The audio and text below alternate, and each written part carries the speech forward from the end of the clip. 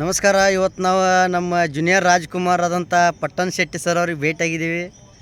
ಅವ್ರು ಇಲ್ಲೇ ಯಾವುದೋ ಒಂದು ವಿಡಿಯೋದಲ್ಲಿ ಅವರು ಮಗ್ನಾಗಿದ್ದರು. ಆ ಒಂದು ಸಂದರ್ಭದೊಳಗೆ ನಾವು ಬಂದು ಭೇಟಿಯಾಗಿದ್ದೀವಿ. ಅವ್ರ ಜೊತೆ ಒಂದು ಸೆಲ್ಫಿ ತಗೋಕಿದೆವು. Hi sir. ಹಾಯ್.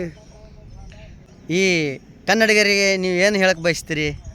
ಕನ್ನಡಿಗರಿಗೆ ಏನು ಹೇಳೋದು, ಬೆಟ್ಟಕ್ಕೆ ಚಳಿಯಾದೊಡ್ಡು ಏನು ಹೊದಿಸೋರಯ್ಯ ಎಂಬಂತೆ ನಮ್ಮ ಕನ್ನಡಿಗರಿಗೆ ದೊಡ್ಡ ಬೆಟ್ಟ ಇದ್ದಾಗೆ ಕನ್ನಡವನ್ನು ಇನ್ನಷ್ಟು ಪ್ರೀತಿ ಮಾಡ್ತಾಯಿದ್ದೀರ.